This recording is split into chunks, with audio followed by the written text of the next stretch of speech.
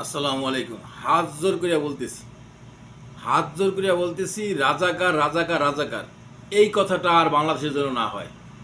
রাজাকার রাজাকার হাত জোর করে বলতেছি। এই ৭১ স্বাধীনের পর থেকে এই রাজাকার রাজাকার করিয়া এই বাংলাদেশটা ধ্বংস হয়েছে। মুক্তিযোদ্ধাদেরকে আমরা সর্বসময় সম্মান করি।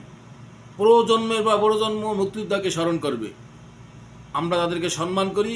প্রজন্মের পর প্রজন্ম সম্মান করবে। রাজাকারের তকমাটা এইবার উঠে নেই। সর্বদলের প্রতি আমার অনুরোধ থাকবে, রাজাকারের তকমাটা আমরা এখন উঠে নিই। এই রাজাকারের তকমা লাগাইয়া শেখ হাসিনার এই অবস্থা হয়েছে। ওনারাই খালি মুক্তিযোদ্ধা করছে, আর বাংলাদেশে কোনো দল মুক্তিযোদ্ধা করে নাই। রাজাকার সবচেয়ে বেশি আওয়ামী লীগের মধ্যে ছিল, এরপর বিএনপির মধ্যেও আছে, জামাতের মধ্যে আছে, বাংলাদেশের সর্বদলের মধ্যেই রাজাকার আছে। কারণ রাজাকাররা তখন তো আর এই দেশে থেকে তাদেরকে মৃত্যুদণ্ড দেওয়া হয় নাই, তাদেরকে সাধারণ ক্ষমা সব দলই করিয়া দিছে, দিয়া সব দলই বাগবটারা করিয়া গেছে। তো রাজাকারের তকমাটা প্লিজ আর লাগায়েন না। এই রাজাকারের তকমা লাগায় বাংলাদেশে ধ্বংস করছেন, আর করিয়েন না। এক দল পলাইছে, আর কোনো দল পলায়েন না। মুক্তিযোদ্ধাদের সম্মান করি, এদেরকে সম্মান করতে প্রজন্মকে উদ্বেগ তৈরি করেন, ওইভাবেই তাদেরকে শিখান।